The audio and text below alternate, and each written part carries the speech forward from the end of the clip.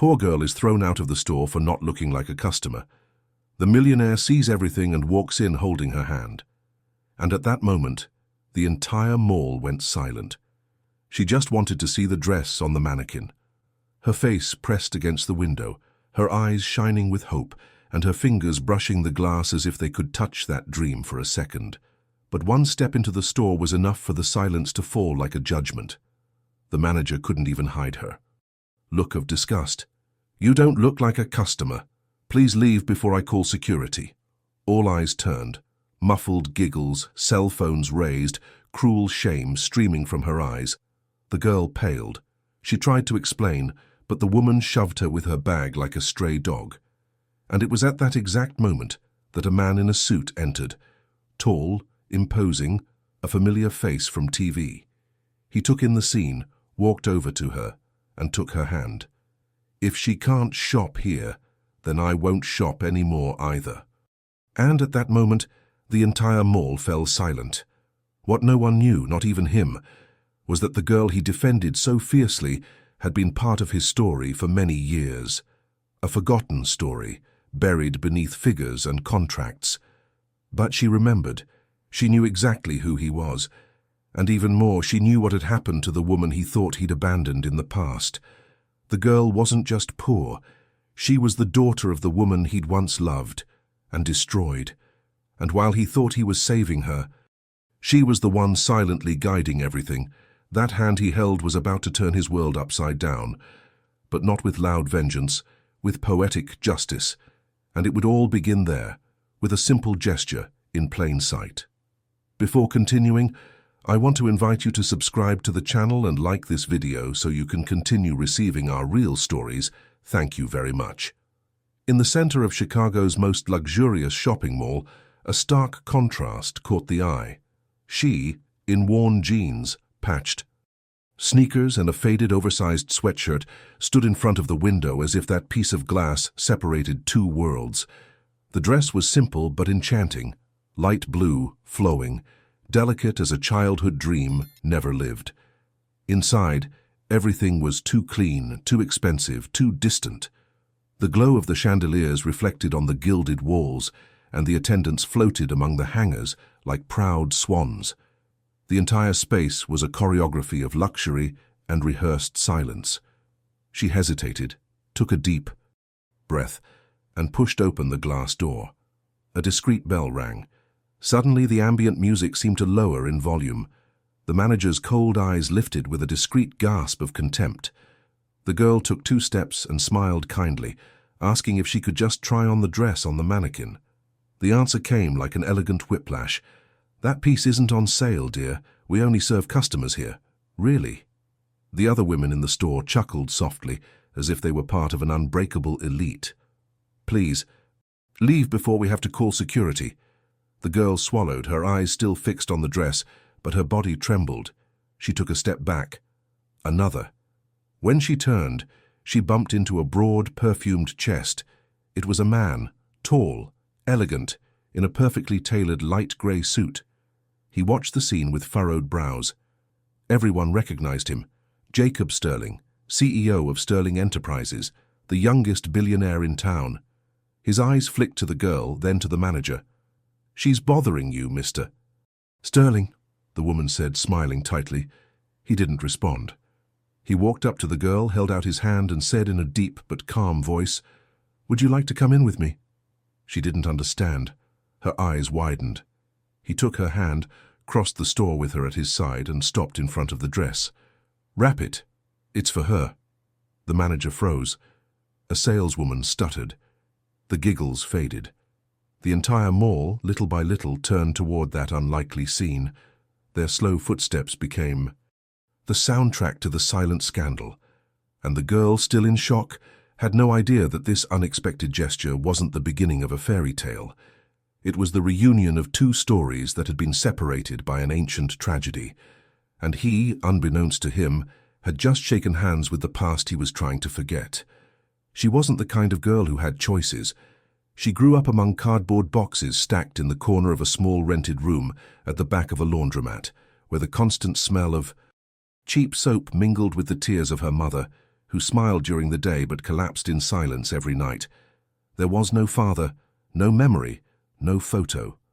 Only the name, Jacob, repeated only once, angrily, when her mother learned he had signed a silence contract and left. From a young age, she learned to survive. She collected bottle caps, washed car windows at traffic lights, sold candy in subway stations, while other children took selfies in coffee shops. Her childhood was filled with dry sounds, doors closing, shoes passing by her as if she were invisible, voices whispering that she had no future. Her mother, despite all the pain, always said, "You don't have to prove anything to anyone, my love. One day the world will look for you." And she believed. One day the world would turn its eyes to her. When her mother fell ill, the girl swapped school for a cafeteria counter. She served coffee with hands shaking from sleep and studied with donated books she found in the public library's donation boxes. And even on the hardest days, she never lost that sparkle in her eyes, the same sparkle that made people laugh at her. The blue dress was just another dream. But that dress, in that window, was the exact reminder of the only nice outfit her mother had ever owned. An identical model, bought with the little she'd managed to scrape together before Jacob disappeared. That's why she stopped. That's why she went in. That's why it hurt so much. The manager's disdain wasn't just an attack on her appearance, but a direct blow to everything she'd tried to hold together. To her mother's memory, to the promise she'd made alone at the graveside. One day I will honor you, in a way no one expects. And now, there, holding hands with a man who didn't know he was holding guilt, the past and destiny back to their very point of origin, she felt something had changed. But it wasn't time to reveal it yet. Not yet. Because all true justice begins in silence. The store in question wasn't just any store. It was Maison Eloise, a newly opened French boutique in Chicago's most expensive shopping mall. The day before, she'd walked by and gazed at the dress in the window with the same fascination as a child before a Christmas tree. The problem was that two young influencers, children of millionaire businessmen, were sitting at a table in the gourmet cafe right in front of the store, bored and looking for easy fun. One of them, Trevor, taunted, "I bet you $100 she tries to get into that store tomorrow." Her friend laughed. "If you try, I bet you 1,000 you'll be thrown out before you reach the counter." And that's how it all began, with a dirty, cruel bet made between sarcastic smiles and imported coffee. The next morning they were there, their phones ready to record. They knew she'd walk by. They knew she'd look at the dress. And they knew that perhaps because of some hope still lingering within her, she'd come in. They expected the spectacle of shame, and they got it. She crossed the hallway with timid steps, opened the door, and in just seconds, the manager spilled all her classist prejudice. The video captured everything: the startled expression, the bewilderment, the manager's harsh voice, the muffled laughter in the background. It was everything Trevor wanted, a public humiliation to feed the algorithms. But what neither he nor anyone else anticipated was Jacob Sterling's sudden entrance. The phone shook in the recording as he appeared. The influencer's voice wavered. He grabbed the girl's hand and, with a firm gesture, turned the tables. The manager paled, the saleswomen froze, and the two influencers, who expected a comedic video, captured something far more dangerous. The beginning of a story that would shatter reputations. The video spread like wildfire. But what few noticed was the girl's gaze. She knew exactly where she was. She knew who that man was, and every word, every silence, was part of something bigger. The bet, they thought, was on whether or not she would be expelled. But the real bet was hers, and it had already begun long ago, with a promise made to her mother, head bowed and heart on fire. That morning's humiliation wasn't a coincidence. It had been carefully orchestrated for fun. It all began the day before when the girl passed by the store, the same way she always did when her day off coincided with the mall's opening hours. She stared at the dress as if staring at a window that would never open. It was a delicately structured French silk dress with a vintage light blue cut, hand-embroidered, displayed in the center of the self-lit window, as if she knew she was above the ordinary world. She paused for a few seconds, just long enough to imagine herself inside, and she didn't notice she was being watched. In the coffee shop next door, two young men stared at her. Trevor and Madeline, children of tycoons, influencers with thousands of followers, accustomed to using others as a platform. Trevor took off his sunglasses and murmured, sarcasm dripping from his voice, "Look at that, she's in love with the dress. I bet you $100 she tries to get in tomorrow." Madeline sipped her cappuccino and smiled mischievously. $100? Weak. I'll do better. $1,000 if she gets kicked out before she gets 6 feet from the counter. They both laughed. That was their game, using real lives as entertainment. They recorded a story.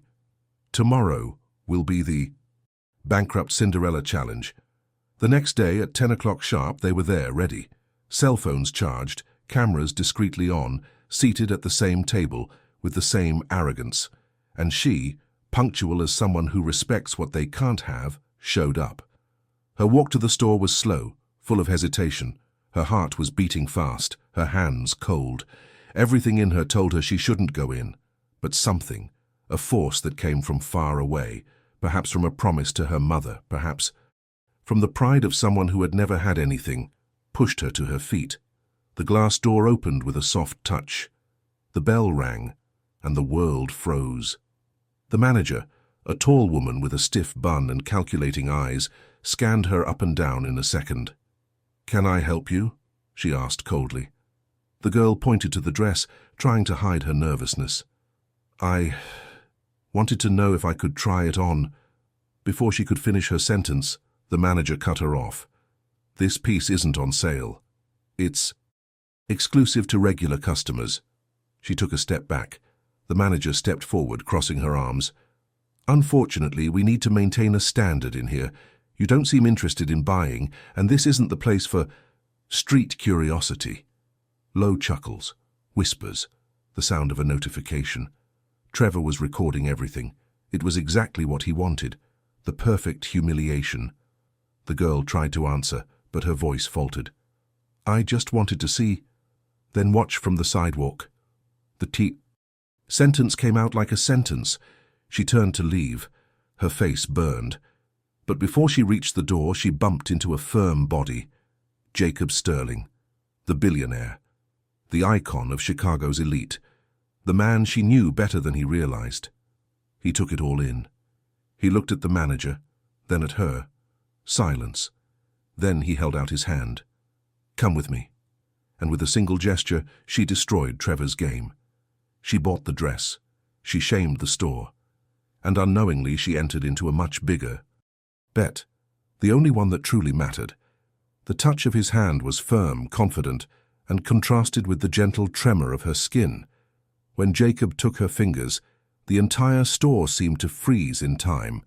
The whispers ceased, the cell phones lowered, and even the manager, once so fierce, lost her voice for a moment. He said nothing immediately.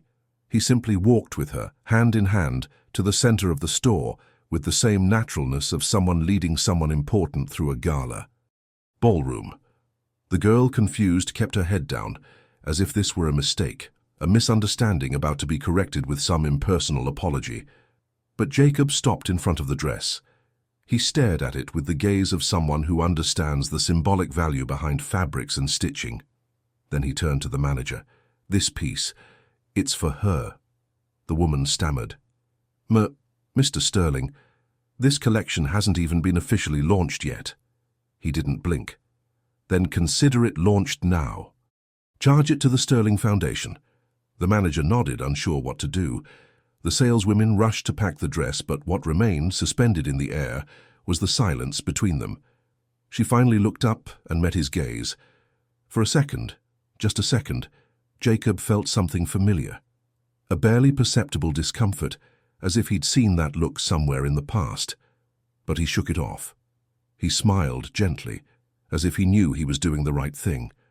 "Are you okay?" he asked, his voice lower. She hesitated. She didn't answer right away. She just nodded, as if trying to keep her emotions from overflowing. Her eyes shone, not with enchantment, but with something deeper, more charged, as if they'd met by chance, but with a destiny foretold long before. Outside, a crowd was already gathering. Some recognized Jacob and were discreetly filming. Others simply saw the scene as a real-life version of a modern fairy tale, the poor girl being defended by the tycoon. But inside, everything was more intense. When the two left the store together, he was still holding her hand. Cell phones around captured everything. A celebrity reporter tried to approach, but Jacob cut him off with a look. "She's my guest." That sentence echoed heavily. She felt the impact. She knew it would attract even more stares, more questions, more expectations, and for that very reason, she remained silent. It was better this way.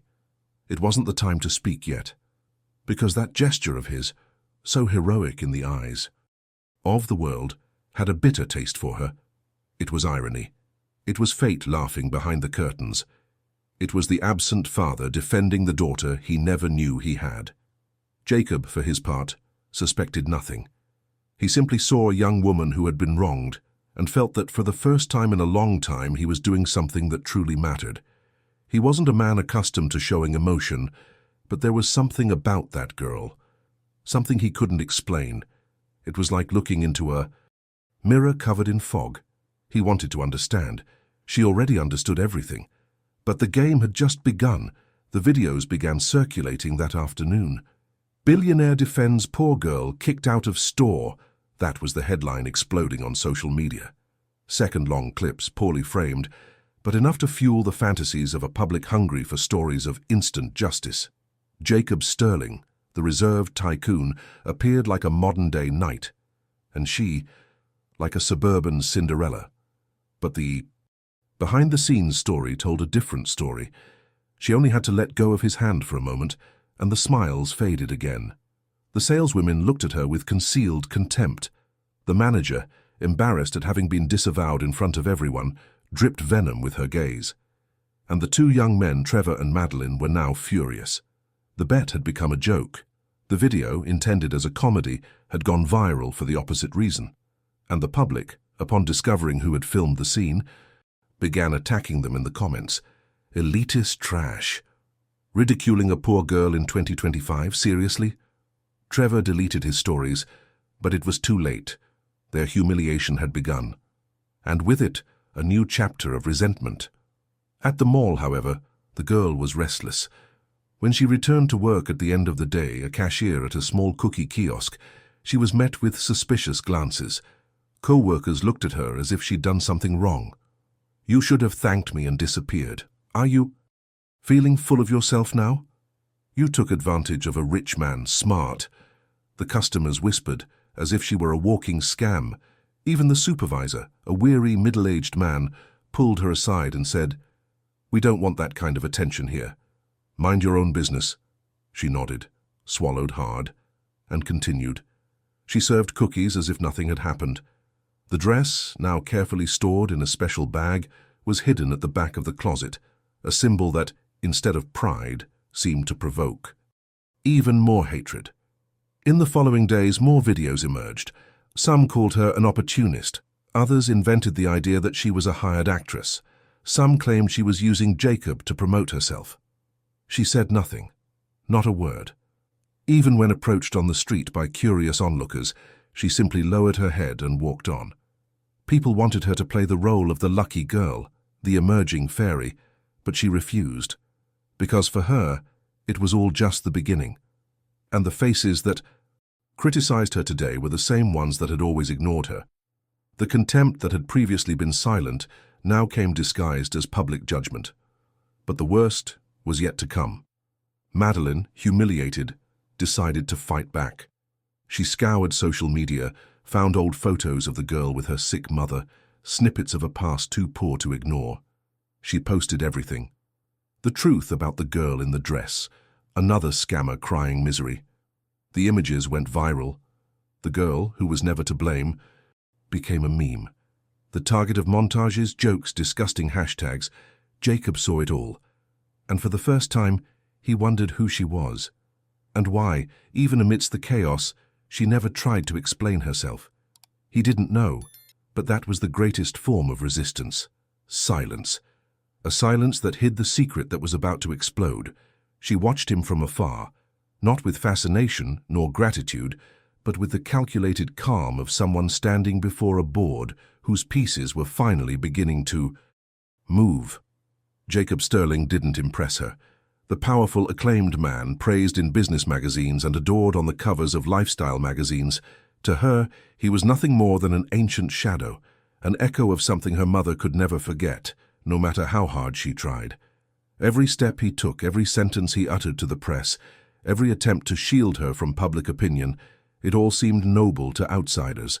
But to her, it was nothing more than a cruel irony, because the man who now posed as a savior, a protector against the cruelty of the world, was the same man who had turned his back on her mother 2 decades ago. The same man who, when young and promising, became involved with a humble waitress, ripped dreams and promises from her, and then disappeared without a backward glance. Her mother never shared the details. She only said that one day he would know. One day he'll remember. But he didn't remember, and that hurt more than anything. She decided not to wait for questions. That afternoon she walked to the Sterling Foundation offices, where she'd been invited to a supposed thank you meeting with Jacob. The advisors wanted to turn the moment into a marketing stunt, something symbolic and emotional to clean up the scandal and highlight the billionaire's human side. She accepted. She arrived punctually, wearing the same sweatshirt she'd been thrown out of the store in. No makeup, no posturing, just the truth. When she entered the glass-enclosed room, with a panoramic view of the city, Jacob was standing near the window holding 2 glasses of juice. He smiled when he saw her. "I'm glad you came. I think we can use all this to help others. Tell your story. Turn chaos into inspiration." She listened to him in silence. Then she walked to the desk and pulled an old, already yellowed envelope from her backpack. "Do you recognize this handwriting?" He was surprised. He picked up the envelope, read it, and froze. It was a letter, forgotten, torn, and glued together. A letter he had written himself when he was 22. "Claire," he murmured, his voice draining of color. Her mother's name. The name he had hidden from everyone.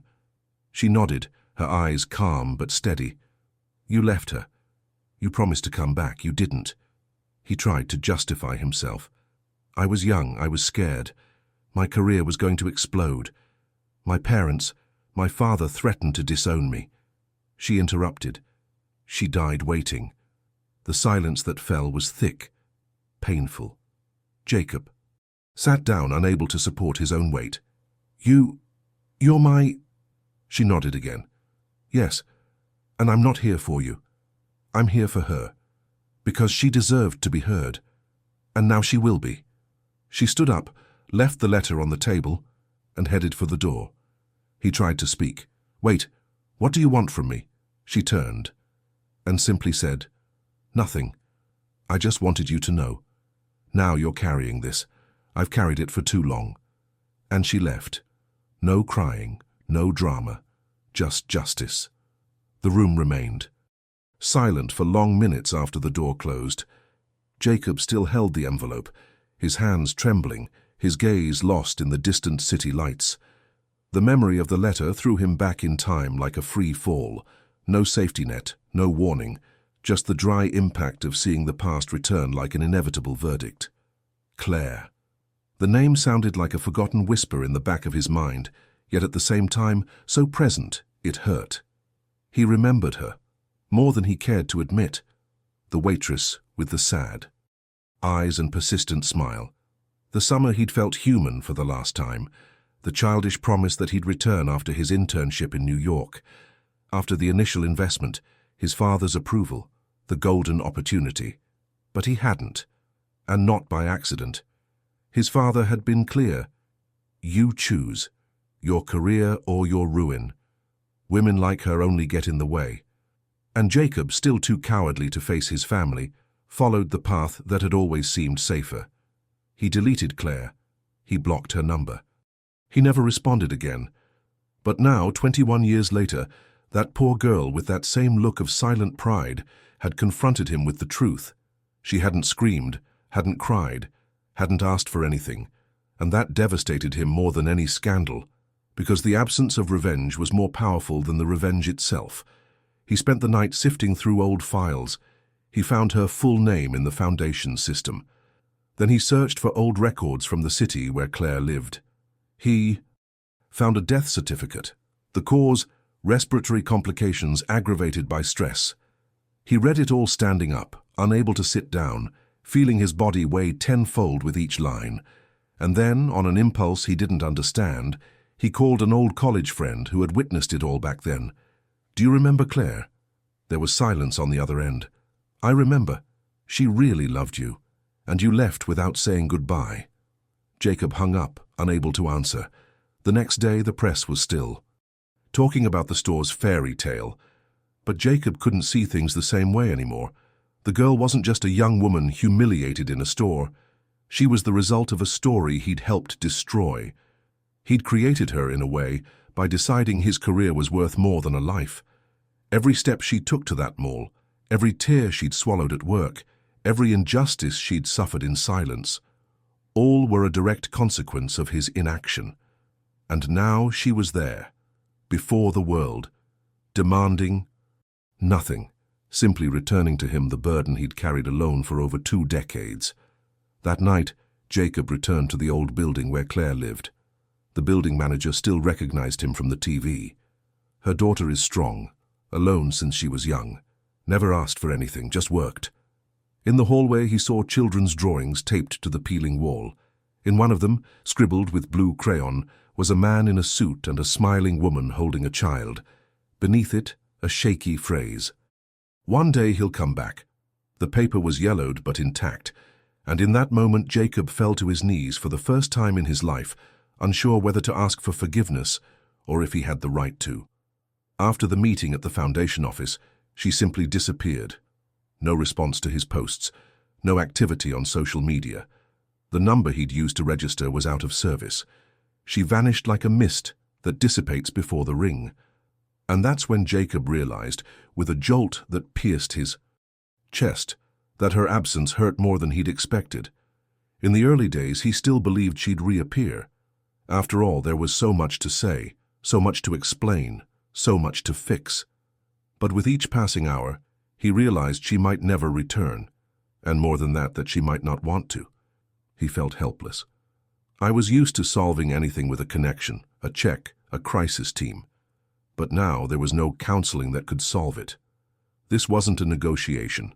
It was abandonment. And he, accustomed to leaving people behind, finally felt the bitter taste of being abandoned. He began to relive scenes in his head.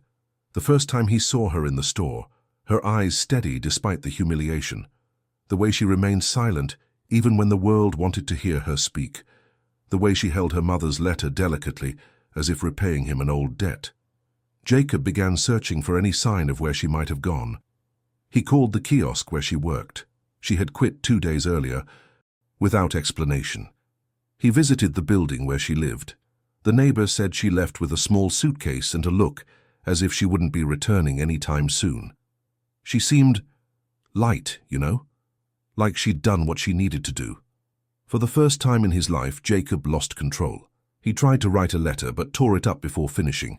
He tried to record a video apology publicly, but his publicist said it would sound like self-promotion, so he stopped.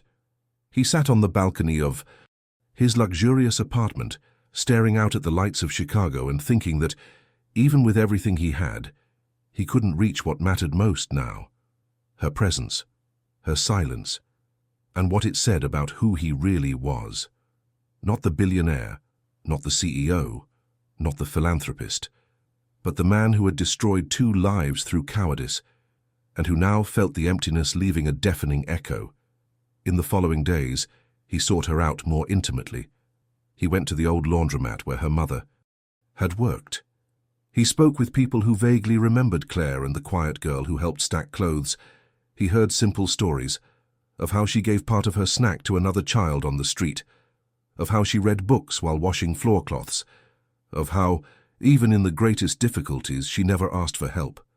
Jacob listened to everything without interrupting, without trying to explain who he was. He just wanted to understand. He felt he needed to earn the chance to see her again, not as a hero, but as someone willing to listen, to carry what she had already carried alone for too long. One night, wandering aimlessly, he passed the window of the store where it all began. The blue dress was gone. There was another, red, provocative, aggressive, as if the place had returned to its former self. But Jacob stood there. He saw his reflection in the glass. And for the first time, he didn't recognize himself. That man had power, yes, but he had no peace. And now, neither did she. The storm didn't arrive with thunder. It came as a constant whisper, a growing discomfort, a slow crack in the image Jacob Sterling had spent years building.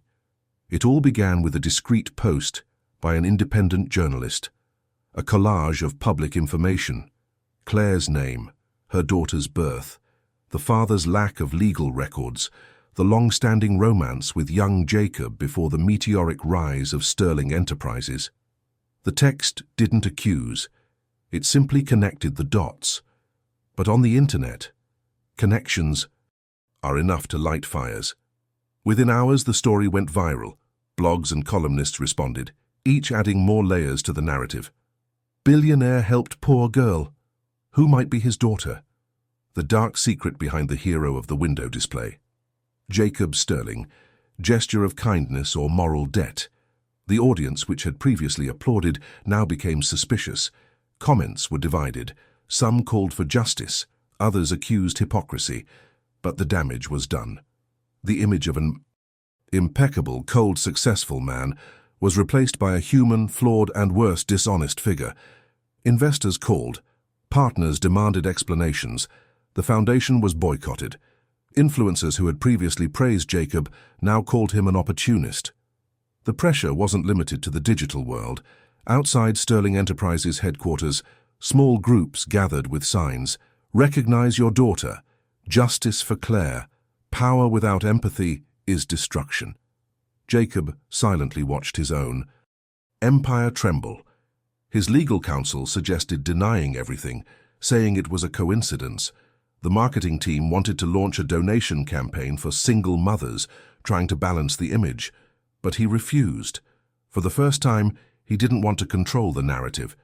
He knew any attempt to manipulate the truth would be another wound, and he had already inflicted enough. Television programs immersed themselves in the case. They interviewed Claire's neighbors. They dug up old photos.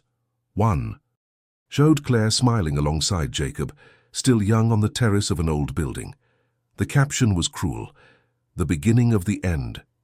Even former company employees came forward, saying Jacob always avoided talking about the past, and then came the final blow.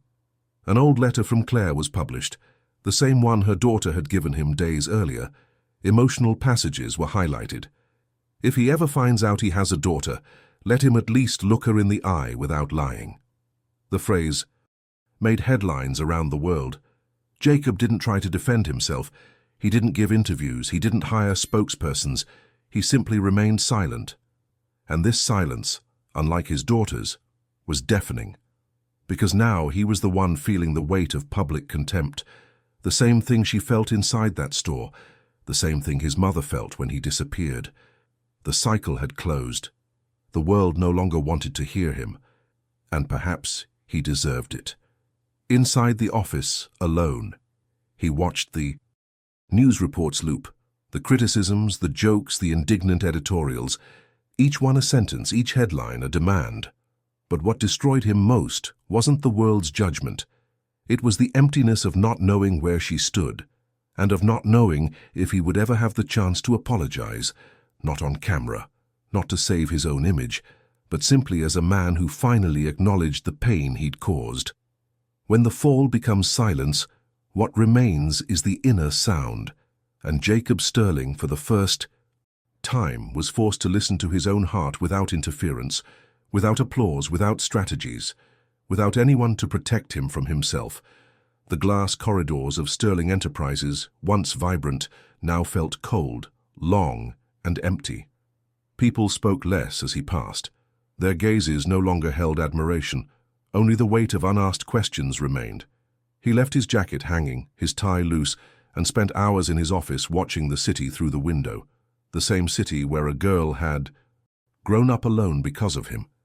It was then that he decided to disappear. No press conference, no post, no explanation. He handed over control of the company to his partner, cancelled international engagements, and disappeared from the media. His whereabouts became a mystery, but the truth is he didn't go far. For weeks he discreetly visited places marked by her past.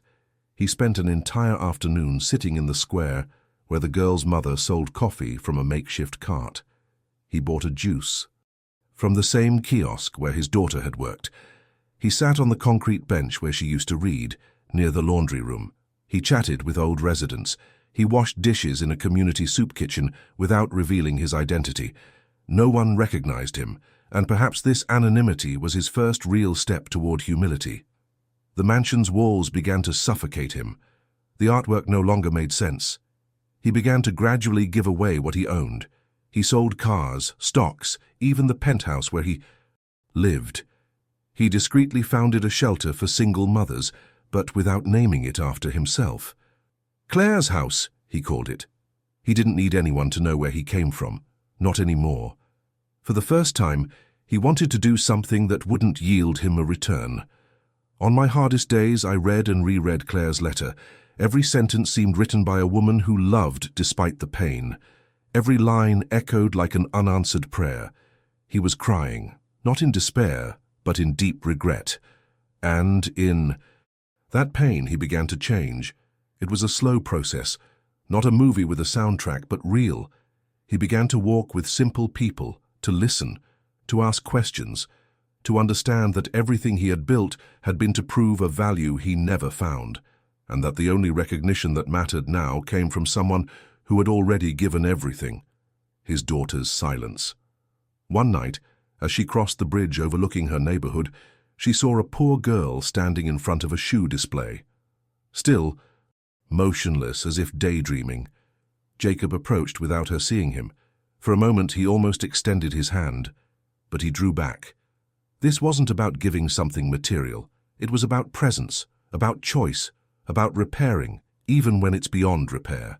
He simply sat on the nearest bench and stayed there, watching, breathing, feeling, like a man who had finally understood what it means to be alive. It was by chance, or perhaps it wasn't. Perhaps certain things are written in a language that time understands, but men ignore. Jacob no longer expected to find her. He no longer searched, he simply followed. He had stopped trying to fix, stopped controlling. And in that space between guilt and surrender, she reappeared. It was a cold morning, the sky clear, the autumn trees scattering golden leaves over the sidewalk of a remote neighborhood.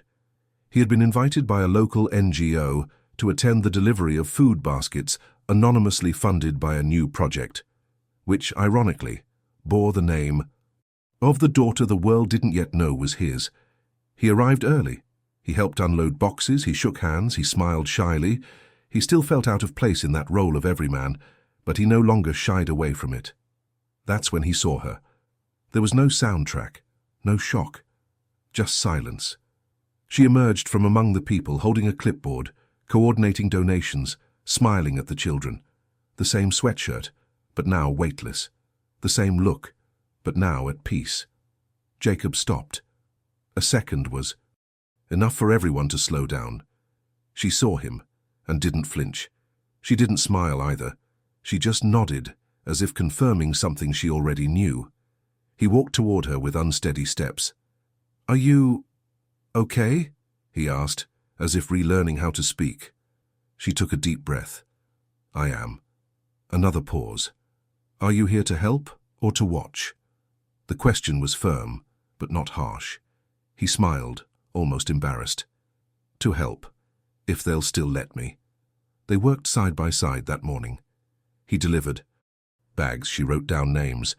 They didn't exchange many words, but what passed between them spoke volumes. Their reunion wasn't filled with tears or hugs. It was filled with presence, and that, in that moment, was more important. At the end of the event, she said goodbye to the volunteers, walked to a more secluded part of the square, and sat on a stone bench. He followed her. He sat beside her, without asking. For long minutes, they sat in silence. The wind passed between them as a reminder that time was moving, even here. "I saw what you did to Casa Claire," she said finally. "I didn't put my name on it." "I know." Another pause. "But I put hers on it." She nodded. She would appreciate that. The sun was beginning to set, tinting the sky amber. Jacob watched her carefully. He wanted to say something. He wanted to apologize, to explain, to make up for lost time, but he knew he couldn't. So he simply said, "I'm trying to learn to be someone you can respect." She didn't answer right away. Then, with a soft sigh, she said, "Respect isn't what you buy, it's what's left when you have nothing left to hide." Jacob closed his eyes. It hurt, but it was fair. Their reunion didn't bring happy endings, but it did bring truth. And sometimes, that's enough to start something new. When they stood, she walked a little ahead. He followed her, silently, like a father who doesn't yet know how to be a father, like a man still learning to be human. In the days following their reunion, Jacob didn't insist. He didn't try to speed up time, he didn't force conversation, he didn't seek artificial closeness. He simply appeared, discreetly. Whenever there was a food distribution, he was there. When a new children's reading circle took place at the community center, he appeared carrying boxes of books. He never spoke about the past. He never used her name in public. He simply served, and she saw it all. From a distance, cautiously, with an invisible wall still between them. But she saw. It was impossible not to see. She watched him as he arranged chairs, as he helped elderly people out of the NGO van, as he listened, finally listened, to the stories of those without a voice. And in that silence between them, something began to change. Not in him, but in her. Because forgiving someone isn't saying, "It's okay." Forgiving is deciding to no longer carry the poison. It's letting the burden return to the one who caused it. And perhaps, more than that, it's understanding that some mistakes are irreversible, but love isn't.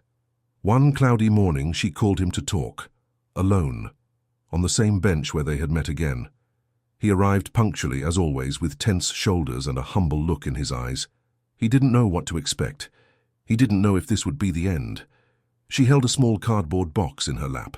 Inside, a photo of his mother, the same one he had once kept in his pocket in his youth and forgotten over time. She handed it to him. That was her, in her last days. Tired, but still smiling. Jacob held the photo carefully, as if touching a relic. She deserved more. She nodded. She deserved it. For a moment, everything around them seemed to stop. The wind died, the sounds faded. There was just the two of them, and the truth between them. He looked her in the eyes. "I won't ask for your forgiveness. Not yet. Because I don't deserve to be forgiven." She interrupted him, her voice calm but firm. "It's not about deserving. It's about choosing." Silence. "I choose not to carry this pain anymore. But that doesn't mean you're free, it means I am." He lowered his eyes, swallowing back his emotion. She continued, "You can be in my life, but not as someone looking to fill a hole, but as someone willing to build something even from nothing." He looked up, touched. "I am. I'm willing." She smiled, for the first time. Not a smile of joy, but of liberation, like someone releasing a chain that had bound her for years. "Then come, but come simply. No titles. No speeches, just come." He nodded, and in that gesture was a silent promise, not to fix what had been broken, but to never destroy again. As they said goodbye, she turned and walked slowly down the path to the square. He stood there, holding Claire's photo to his chest. And right then and there he realized she didn't say goodbye, but she also didn't say, "I forgive you." She said something more powerful. She said, "I move on." And she left him with the duty to reach out to her, not with words, but with presence, with constancy, with humility. A month later, as dusk fell, a new storefront was discreetly erected in the cultural center on the outskirts of the city, where before there had been only a cracked wall. There was now a simple but charming space. No famous brand, no shiny sign, just a mannequin in the center, wearing a light blue dress, identical to the one in the store. Behind the glass, a girl watched silently, as she had done years ago, eyes glued to the reflection, imagining what it would be like to touch a dream. The door opened with a small bell. The girl hesitated but entered. The young woman in charge smiled and walked over to her. "You can try it on if you want." The girl's eyes widened. "Really?" The answer came with a simple nod. The scene was watched from afar. A man sitting on a bench across the street, without a suit, without security, only with a yellowed envelope in his hands, watched silently. He didn't enter. He didn't wave. He didn't call out. He just stood there motionless, as the wind rustled the leaves of the tree above him. On the wall of the makeshift shop, next to the mirror, there was a small frame with a handwritten phrase, "For those who once felt invisible, may they never forget that they can be light." And then she appeared in the doorway, dressed in blue, at peace. He saw her smile, truly, for the first time. And I knew, without a word being spoken, that it had all started there. If you've made it this far, it's because this story touched your heart in some way. So comment below. I also believe in silent justice. This helps us know that you value stories that truly move us. Leave your like now. It shows YouTube that this content deserves to reach more people. Subscribe to the channel so you don't miss the next stories with hair-raising twists. And now, it won't leave the screen. The video that's appearing here on the side will move you even more. Click on it and prepare yourself for another journey of emotion and regret. See you there.